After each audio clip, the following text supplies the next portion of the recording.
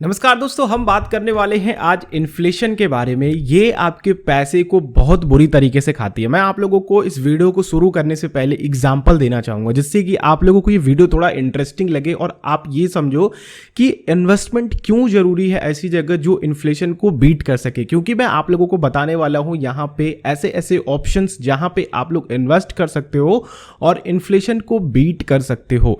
तो उससे पहले आप लोग एग्जाम्पल को समझिए जिससे कि आपको ये समझ में आ जाएगा कि आखिर इन्फ्लेशन क्या है। अब मान लीजिए इस समय जो सबसे ट्रेंडिंग टॉपिक है, क्या चल रहा है? पेट्रोल की प्राइसेस जो कि आसमान को छू रही हैं। 100 रुपए, किसी किसी स्टेट में 100 रुपए के भी ऊपर है। तो हम लोग अभी वाला एग्जांपल लेकर के चलते हैं 100 रुपए का। अगर आप लोग यही 1 लीटर पेट्रोल लेने जाते 1990 में तो आपको 1 लीटर का दाम जो था वो 10 रुपए था। यानी कि अगर आपके पास 100 रुपए होते तो आप उस समय 10 लीटर पेट्रोल भरवा सकते थे। अगर आप और आगे आ जाते हो 2007 की अगर आप बात करते हो तो 2007 में आप 100 रुपए में केवल और केवल 2 लीटर पेट्रोल भरा पाते। यानी कि 50 रुपए लीटर पेट्रोल हो गया। सेम चीजें, सेम कमोडिटी आपको 50 रुपए में मिल रही है। वही चीज अगर आप लोग 2021 में देखते हो या फिर कह लो कि 2020 के अंत तक में भी देखते हो तो आपको वहां पे 100 रुपए का 1 लीटर पेट्रोल मिल रहा है। तो इस तरह से आप लोगों के पैसों की वैल्यू खत्म होती जाती है। यही है इन्फ्लेशन। यही आप लोगों को लूटता जाता है और हमें पता भी नहीं चलता है कि हमारा पैसा कम हो रहा है और हम पूरे बर्बाद हो जाते हैं। इसी तरह से अगर आप लोग एजुकेशन को देख लो, क्योंकि इन्वेस्टमेंट से लोग अपने बच्चों की फाइनेंशियल प्लानिंग बड़ी करते हैं। मैं आप लोगों को बताऊंगा कि इंडेक्सेस क्या होते हैं जिससे कि इन्फ्लेशन वगैरह काउंट करे जाते हैं, देखे जाते हैं, जिससे कि आप लोगों को समझ में आएगा। तो उसी के इंडेक्स से दोस्तों एक इन्फ्लेशन का जो एजुकेशन को लेकर के है वो 10% दर साल इंक्रीज होते हुए दिखा है। यानी कि अगर आप लोग पिछले 20 साल को देखोगे और अभी तक में यानी कि 2020 तक का जो डेटा निकल करके आया है गवर्नमेंट की तरफ से, इन्फ्लेशन एजुकेशन में वो है 10% का। अगर आप लोग कोई भी एक बड़ी पढ़ाई करते हो, ठीक है, जैसे कि कोई भी टेक्निकल या फिर मेडिकल कोर्स करते हो, मान लो कि आप फार्मा कोर्स करते हो या फिर बीटेक कोर्स कराना चाहते हो अपने बच्चे को, अगर अभी आप करवाते हो तो एटलीस्ट आपको 10 लाख रुपए 11 लाख रुपए खर्च करने ही पड़ेंगे। ठीक है, अगर आप किसी प्राइवेट अच्छे कॉलेजेस से पढ़ाते हो अपने बच्चे को तो आपको इतना पैसा खर्चा करना पड़ेगा। वहीं पे अगर आपका बच्चा मान लीजिए कि 10 साल का है या फिर 8 साल का है और आप उसकी प्लानिंग कर रहे हो 10 साल बाद, 10 साल बाद अगर आप प्लानिंग करते हो तो आपको नीड कितने की पड़ेगी? लगभग आपको नीड पड़ेगी ऑलमोस्ट 44 लाख के आसपास का। जो भी कैलकुलेशन है मैं आप लोगों को साइड में दिखा दे रहा हूं। अगर आप इन्वेस्टमेंट की तरफ देखते हो, जैसे कि हम इन्वेस्टमेंट को देखते हैं पीपीएफ, अगर हम बच्चों के एजुकेशन के लिए प्लानिंग करते हैं तो पीपीएफ को एक बड़ा ऑप्शन मानते हैं। तो पीपीएफ के अभी रिटर्न को आप देखते हो तो 7.1%, और अगर आप 10 साल बाद अमाउंट अपना कैलकुलेट करते हो तो 7.1% पे पीपीएफ में आपका ऑलमोस्ट इतनी तक का अमाउंट बनेगा जो कि 21-21 लाख के आसपास होगा। देख रहे हो यहां पे आपका रिटर्न कितना बड़ा डिफरेंस क्रिएट कर रहा है। आपको अगर 10 साल बाद अपने बच्चे को एजुकेशन देनी है तो आपको पीपीएफ उतना अच्छा रिटर्न नहीं दिला सकता है। तो इसलिए आपको अपने गोल्स के अकॉर्डिंग अपनी फाइनेंशियल प्लानिंग करनी पड़ेगी। आपको अपने इन्फ्लेशन को बीट करना पड़ेगा। तो इन्फ्लेशन को ऑन एन एवरेज 6% आप लोग मान करके चल सकते हो। अभी तो फिलहाल 8% इन्फ्लेशन चल रहा है, पर अगर आप देखते हो तो 6% ऑन एन एवरेज आप ले सकते हो। ये जो होता है ना 6%, 7%, ये इंडेक्सेस से डिसाइड करे जाते हैं। ठीक है, इसी को हम लोग पूरा डिटेल में समझने वाले हैं आगे कि इन्फ्लेशन में क्या क्या चीजें हैं, किसको हम ध्यान रखेंगे, कहां पे इन्वेस्ट करेंगे। तो कमान दोस्तों, मैं हूं रवि, आप सभी का एक बार फिर से चैनल पे स्वागत करता हूं। अगर आप लोग इस तरह की और वीडियोस देखना चाहते हो तो चैनल को जरूर सब्सक्राइब करना और बेल आइकन को क्लिक करोगे तो वीडियोस की नोटिफिकेशन आ सकेंगी। और ये वीडियो अच्छी लगेगी तो लाइक कीजिएगा, नहीं अच्छी लगेगी तो डिसलाइक कर दीजिएगा। तो देखिए, अगर हम लोग इंडेक्स की बात करते हैं तो इंडाइसेस क्या होती हैं? इंडाइसेस होती हैं कि उसके बिहाफ पे हमें पता चलता है कि एक्चुअल में पूरे मार्केट में क्या चल रहा है।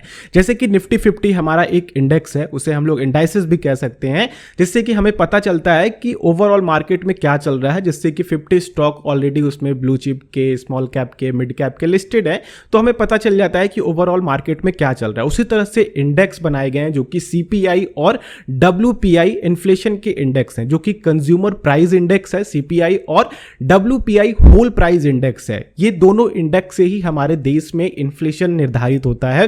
सीपीआई को अगर आप देखते हैं तो 2013 से इसको एक मेन कह लीजिए कि इंडाइसेस रखा गया है, उससे पहले WPI था। अब होता क्या था दोस्तों कि होल वाला जो होल प्राइस इंडेक्स जो है वो कंपनीज के ऊपर था कि वो जितने भी प्राइस रिलीज कर रही हैं उसके हिसाब से हम लोग इन्फ्लेशन देखते थे और वो एक्यूरेट इन्फ्लेशन नहीं निकल करके आ पाता था, क्योंकि इन्फ्लेशन डिसाइड होता है कि हम एक्चुअल में जो प्रोडक्ट खरीद रहे हैं रिटेलर्स की वजह से। तो CPI जो कि रिटेलर प्राइस इंडेक्स है, ठीक है, यानी कंज्यूमर प्राइस इंडेक्स, तो इसको 2013 में ला दिया गया और इसी के हिसाब से हम लोगों का इंडेक्स डिसाइड होता है कि ये इन्फ्लेशन इंडेक्स है और यही घटता बढ़ता रहता है, चाहे आप हेल्थ केयर ले लो, चाहे एजुकेशन ले लो, या फिर आप लोग कंस्ट्रक्शन ले लो, इन्वेस्टमेंट के इंडेक्सेस ले लो, अलग अलग तरीके के जो भी आप लोगों के इन्फ्लेशन आ रहे हैं सब CPI से डिसाइड होता है, क्योंकि डायरेक्टली ये कंज्यूमर्स के पास आते हैं। तो आई होप ये आप लोगों को क्लियर हो गया कि इन्फ्लेशन आखिर किस तरह से डिसाइड किया जाता है इंडिया में। अगर हम बात करते हैं इन्फ्लेशन को बीट करने के लिए इन्वेस्टमेंट को, आपको इंपॉर्टेंस तो समझ में आ गई कि क्या क्या इंपॉर्टेंस है आप लोगों के इन्फ्लेशन को बीट करते हुए रिटर्न निकालने की।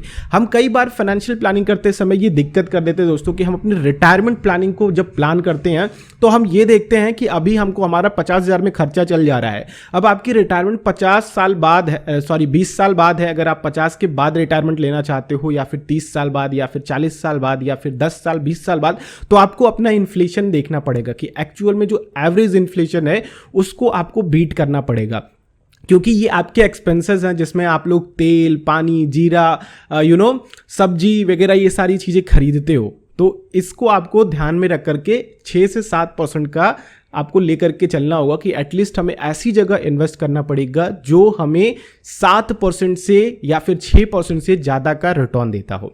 तो आइए चलिए कुछ ऐसे ऑप्शंस की तरफ जाते हैं हम लोग। सबसे पहला ऑप्शन जो है, और ये मेरा फेवरेट ऑप्शन है, अगर आप लोग इंडेक्स में इन्वेस्ट करते हो जो कि निफ्टी 50 है, तो आपके इन्फ्लेशन को आराम से ये बीट कर सकता है। ओवरऑल पिछले 20 सालों से निफ्टी 50 ने ऑलमोस्ट 17% तक के रिटर्न निकाल करके दिए हैं, जो कि आपके इन्फ्लेशन से बहुत ज़्यादा है। तो अगर आप लोग लॉन्ग टर्म में देखते हो तो आपके लिए इंडेक्सेस भी काफ़ी अच्छे हो सकते हैं, जैसे कि निफ्टी 50 है या फिर सेंसेक्स 30 वाले प्लान हैं। इन दोनों ने ही काफ़ी अच्छे रिटर्न दिए हैं। जब से आपका निफ्टी लॉन्च्ड है इंडिया में, जब से सेंसेक्स लॉन्च्ड है इंडिया में, तब से इन्होंने ऑलमोस्ट 15+ तक के रिटर्न निकाल करके दिए हैं अपने इन्वेस्टर्स को। तो आप लोग सबसे पहले म्यूचुअल फंड में अपना इन्वेस्टमेंट स्टार्ट कर सकते हो। म्यूचुअल फंड में नहीं समझ में आ रहा है तो आप लोग इंडेक्सेस की तरफ जा सकते हो, निफ्टी 50 या फिर सेंसेक्स 30 वाले प्लान्स को चूज कर सकते हो। तो म्यूचुअल फंड्स आपके इन्फ्लेशन को लॉन्ग टर्म में बीट कर सकते हैं। शॉर्ट टर्म की मैं कोई गारंटी नहीं लेता, लॉन्ग टर्म की भी कोई गारंटी नहीं लेता, लेकिन जो डेटा आपको बताते हैं उसके हिसाब से आप लोग ये कंसिडर कर सकते हो कि आपका लॉन्ग टर्म में इन्फ्लेशन को बीट करने के लिए म्यूचुअल फंड्स या फिर इक्विटी से बेहतर इन्वेस्टमेंट आपके लिए नहीं हो सकता है। दूसरा है आपके पास कि डायरेक्ट इक्विटी में इन्वेस्ट करें। आप ऐसे डिविडेंड स्टॉक को चूज कर सकते हैं जो आप लोगों को रेगुलर बेसिस पे पे कर सके, चाहे तिमाही पे हो, छमाही पे हो, सालाना पे हो। ऑयल स्टॉक काफ़ी अच्छा पे करते हैं, गैस स्टॉक्स भी अच्छा पे करते हैं। कई सारे डिविडेंड कंपनीज होती हैं जैसे कि हाउसिंग कंपनीज हो गई, ये रेगुलर बेसिस पे हर 3 महीने पे जब भी अपना रिजल्ट देती हैं उसके हिसाब से आप लोगों को पेमेंट भी देती हैं। हाउसिंग कंपनीज का मेन काम होता है कि वो उनकी कमाई जो होती है वो इंटरेस्ट अर्निंग की कमाई होती है, तो उस हिसाब से आप लोगों को अच्छा खासा डिविडेंड भी वो हर 3 महीने पे, 6 महीने पे या फिर साल भर पे करती रहती हैं। तो आप लोग इस तरह के ऑप्शंस को भी चूज कर सकते हो और जो भी डिविडेंड्स आ रहे हैं उनको आप दोबारा से री इन्वेस्ट कर सकते हो सेम कंपनीज में, जिससे कि आप लोगों के पास ज़्यादा से ज़्यादा शेयर्स आ सके, या फिर दूसरी ग्रोथ कंपनीज में भी आप लोग डाल सकते हो। तो एक तरीका है जो लोग डिविडेंड इन्वेस्टिंग को देखना चाहता है। मैं किसी भी टॉपिक में डीप में नहीं घुसूंगा, केवल ओवरऑल बताऊंगा। बाकी मैंने आप लोगों को चैनल पे बहुत सारी वीडियोस दी हैं, जाकर के थोड़ी सी मेहनत कीजिए और चैनल पे सर्च कीजिए, आप लोगों को बहुत सारे इन्वेस्टमेंट जो मैं भी बात कर रहा हूं वो आप लोगों को देखने को मिल जाएंगे। नेक्स्ट इन्वेस्टमेंट ऑप्शन बताना चाहता हूं मैं आप लोगों को, वो ये है कि आप लोग इंडेक्स ओरिएंटेड बॉन्ड्स में इन्वेस्ट कर सकते हो। गवर्नमेंट हर साल रिलीज करती है आप लोगों के सामने इंडेक्स ओरिएंटेड बॉन्ड्स को। इनका मेन मकसद क्या होता है कि जैसे ही इन्फ्लेशन बढ़ता है वैसे ही इन बॉन्ड्स के जो इंटरेस्ट रेट्स होते हैं, या फिर कह लीजिए जो ये ऑफरिंग करते हैं आप लोगों को ब्याज दरें, उनको वो बढ़ा देते हैं, ठीक है। और जैसे ही इन्फ्लेशन कम होता है इनके जो रिटर्न होते हैं, जो इंटरेस्ट रेट्स होते हैं वो कम होते हैं। तो ये इन्फ्लेशन को ध्यान में रख करके आप लोगों के लिए डिजाइन किया गया है, जिससे कि आप लोगों को ज्यादा नुकसान ना हो। तो अगर आप लोग बिल्कुल सेफ तरीके से भी चलना चाहते हैं और केवल इन्फ्लेशन को बीट करना चाहते हैं, उससे 50.50% 2% या फिर 1%, 1.5% ज़्यादा रिटर्न भी निकालना चाहते हैं तो आप लोग इस तरह के बॉन्ड्स को भी देख सकते हैं। गवर्नमेंट्स बॉन्ड्स आप लोगों के लिए बेस्ट ऑप्शन हो सकते हैं। नेक्स्ट ऑप्शन जो मैं आप लोगों को बताना चाहता हूं वो है एसेट क्लास। एसेट क्लास क्या होते हैं, जहां से कि गोल्ड हो गया और रियल एस्टेट हो गया। गोल्ड एक बेस्ट ऑप्शन है आप लोगों के इन्फ्लेशन को बीट करने के लिए, क्योंकि गोल्ड को गॉड मनी कहा जाता है। गॉड मनी समझते हैं ना, भगवान का पैसा कहा जाता है। ये जितना ज़्यादा आपका इन्फ्लेशन बढ़ेगा उतनी गोल्ड की प्राइजेस बढ़ेंगे, क्योंकि इंपोर्ट एक्सपोर्ट सब कुछ बाहर से डिसाइड होता है इसमें, ठीक है, ग्लोबली प्राइस डिसाइड होता है। तो जितना ज़्यादा इन्फ्लेशन आप लोगों का बढ़ेगा उतनी गोल्ड की प्राइजेस भी इंक्रीज होंगी। तो आप लोग गोल्ड में भी इन्वेस्ट कर सकते हो। इसके लिए आप लोगों के पास ऑप्शंस हैं। आप लोग म्यूचुअल फंड में गोल्ड फंड को देख सकते हो, आप डिजिटल गोल्ड खरीद सकते हो, या फिर अगर आप फिजिकल गोल्ड के शौकीन वगैरह हो घर में रखने के तो उसको भी खरीद सकते हो। पर मैं फिजिकल गोल्ड के कह लो कि ज़्यादा प्रमोट नहीं करता। हाँ, लेकिन अगर आप डिजिटल गोल्ड की तरफ जाते हो तो डिजिटल गोल्ड आप लोगों के लिए बेस्ट ऑप्शन हो सकता है। साथ ही आप लोगों के लिए गवर्नमेंट बॉन्ड्स भी लेकर के आती है, जिसमें कि सावरिन गोल्ड बॉन्ड कहा जाता है, जिसमें आपको 2% तक का इंटरेस्ट भी मिलता है साल भर का, और जो भी आप लोगों की फ्यूचर में प्राइस होगी उसी के हिसाब से विड्रॉ भी हो जाएगा। 8 साल तक की इसमें लॉक इन पीरियड होती है। तो लॉन्ग टर्म के लिए अगर आप लोग देखते हो इसको तो आप एक बढ़िया फाइनेंशियल प्लानिंग कर सकते हो सावरिन गोल्ड बॉन्ड्स में भी।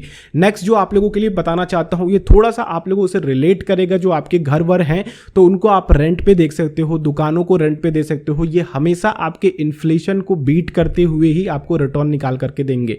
इन्फ्लेशन को बीट करते हुए यानी कि मान लीजिए कि जिस रूम में आप 15 साल पहले 20 साल पहले रहते थे, अगर आपने किराए पे रहे होंगे तो वहां पे आपने 500 से 600 रुपए पे करे होंगे। उसी रूम को अगर आप लोग अभी लेने जाते हो, एक कह लो कि 3 BHK का फ्लैट, तो आप लोगों को कम से कम 15,000 रुपए पे करने पड़ेंगे। तो देख रहे हो यहाँ पे रियल एस्टेट में किस तरह से इंक्रीज हुआ है। तो आप लोग अपने रूम को रेंट पे दे सकते हो और हर साल इसमें 11% की बढ़ोतरी भी कर सकते हो, 10% की बढ़ोतरी भी कर सकते हो। ये गवर्नमेंट के भी रूल हैं कि हर साल किराया बढ़ाया जा सकता है। जब भी आप लोग डॉक्यूमेंट्री साइन वगैरह करते हो ना तो इसमें ये लिखा होता है, तो आप लोग किराया भी बढ़ा सकते हो। तो ये एक बेस्ट ऑप्शन है कि आप लोग रियल एस्टेट में घुस करके रेंटिंग वाला काम करो। इसमें भी बढ़िया आप लोगों को इन्फ्लेशन बीट करके अच्छा खासा पैसा बनाया जा सकता है। लास्ट बट नॉट लिस्ट, आप लोग इन्वेस्ट कर सकते हो ऐसी जगह पे जहां पे आप लोगों का पैसा ग्लोबली डिस्ट्रीब्यूट हो सके, या फिर कह लो कि आप लोग ग्लोबल फंड्स में पैसा डाल सकते हो। ऐसे बहुत सारे म्यूचुअल फंड्स भी आपको यहां मिलते हैं जो ग्लोबल इन्वेस्टमेंट करते हैं, यानी कि जैसे कि फेसबुक हो गया, गूगल हो गया, इस तरह की जो बाहर की कंपनीज है उनमें इन्वेस्ट करती है। यूएस मार्केट में, चाइना के मार्केट में, अलग अलग ऐसे बहुत सारे फंड आप लोगों को म्यूचुअल फंड में मिल जाएंगे। अगर आप लोग म्यूचुअल फंड के थ्रू नहीं जाना चाहते हो तो आप लोग जा सकते हो डायरेक्टली ब्रोकर की मदद से। आप एंजल ब्रोकिंग में अकाउंट खोलो, वो आप लोगों को इंटरनेशनली भी इन्वेस्टमेंट करने का मौका देते हैं। नीचे वीडियो के डिस्क्रिप्शन में लिंक है, कमेंट बॉक्स में पिन किया हुआ है, जाकर के वहां से आप लोग चेक करो। इससे होता क्या है ना दोस्तों कि आपके जो इंडिया में या फिर कह लो कि आप कहीं भी हो, आप मेरी वीडियो कहीं से भी देख रहे हो, आपका जो डोमेस्टिक इन्फ्लेशन होता है ना वो ज्यादा प्रभावित नहीं होता है। जैसे कि मान लो अगर आप कोई भी चीज खरीद रहे हो, ठीक है, और उसकी प्राइस यहां पे 60 रुपए है, और उसको अगर आप लोग डॉलर में कन्वर्ट करते हो तो जैसे ही इन्फ्लेशन बढ़ता है वैसे ही डॉलर की भी प्राइस बढ़ती है। तो उसी हिसाब से आप लोगों की इन्फ्लेशन को आराम से यहां से बीट मिल सकता है। और वहीं पे जो आपका डॉलर अभी फिलहाल आप डॉलर को देखोगे तो दर ब दर बढ़ता ही गया है, ठीक है। और बाहर की करेंसीज जो अच्छे अच्छे डेवलप्ड कंट्रीज है, अगर आप उनकी करेंसीज को हमारे से कंपेयर करते हो तो उनमें कुछ ना कुछ ग्रोथ आई है, और वो ग्रोथ आराम से 7 से 8% तक की देखने को मिली है। तो आप लोग ग्लोबल इन्वेस्ट करके इन्फ्लेशन को आराम से बीट कर सकते हो, और साथ ही जब वहां पे उनकी प्राइसेस बढ़ेगी तो आपको आराम से उनका बेनिफिट मिलने वाला है। यानी कि अगर आप 15% का रिटर्न किसी भी फंड से निकाल रहे हो, ग्लोबल फंड से, तो एक्चुअल में जो आपका रिटर्न निकल करके आएगा वो एक्स्ट्रा 6% आएगा। यानी कि आप एटलीस्ट 21% तक का रिटर्न निकाल करके ला रहे हो, क्योंकि आपका इन्फ्लेशन भी यहां पे काउंट हो रहा है। तो आई होप ये थोड़ा सा समझ पा रहे होगे। अगर नहीं समझ पा रहे हो ना तो इसको मैं एक डिटेल्ड वीडियो लेकर के आऊँ, क्योंकि ये काफी इंपॉर्टेंट टॉपिक है, $1 मिलियन टॉपिक है। इस पे अगर आप लोग इसको समझ गए ना तो आप लोग आराम से इंटरनेशनली अपने पोर्टफोलियो को डाइवर्सिफाई करके एक बढ़िया इन्फ्लेशन बीटिंग रिटर्न और अपनी रिटायरमेंट प्लानिंग भी कर सकते हो। आप लोगों को इतना सब कुछ मैंने बता दिया। अब आप लोगों को क्या करना है, अब आप लोगों को केवल और केवल इन्वेस्ट करना है अपने रिस्क के अकॉर्डिंग, अपने गोल के अकॉर्डिंग, कि कहां पे हमें अपना पैसा डालना है। चाहे एजुकेशन के लिए प्लान करना है, चाहे रिटायरमेंट के लिए प्लान करना है। लेकिन अगर क्या हो कि आगे चल करके इन्फ्लेशन बढ़ जाए, अगर क्या हो कि आगे चल करके इन्फ्लेशन घट जाए, तो उस समय हमें क्या करना होगा। तो इसके लिए सीधा और सिंपल सा रूल अपनाइए कि आपको हर 12 महीने या फिर 24 महीने या फिर कह लो कि हर 365 दिन पे अपने पोर्टफोलियो को एक बार जरूर देखना चाहिए, उसको रीबैलेंस करना चाहिए। क्योंकि देखिए आपके जो 2014 में गोल थे अभी वो गोल्स नहीं है, ठीक है। आपने जिस गोल्स के लिए उनमें इन्वेस्टमेंट करा था वो गोल आप लोगों को पर्टिकुलर नहीं बना सकते दोबारा से। उसके लिए आपको उस सिचुएशन में जाना पड़ेगा। अब जो प्रेजेंट सिचुएशन है, आप लोगों को प्रेजेंट सिचुएशन के अकॉर्डिंग अपने फ्यूचर के गोल्स, अपने फ्यूचर के इन्वेस्टमेंट रिटर्न्स डिसाइड करने पड़ेंगे।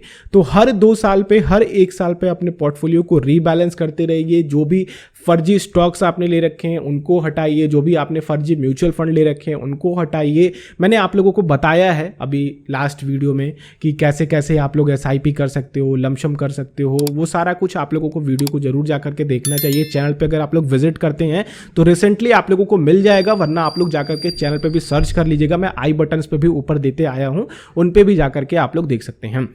तो आई होप ये वीडियो आप लोगों को हेल्पफुल लगी होगी। अगर अच्छी लगी है तो लाइक कीजिए, नहीं अच्छी लगी है तो डिसलाइक कर दीजिए, दूसरों के साथ शेयर कीजिए। और अगर आप लोग चैनल पे नए हैं तो चैनल को जरूर सब्सक्राइब करें और बेल आइकन को क्लिक करेंगे तो इसी तरह की और वीडियोस आप लोगों तक आती रहेंगी। हम लोग नेक्स्ट वीडियो मिलते हैं, तब तक के लिए आप लोगों का दिन शुभ हो। जय हिंद।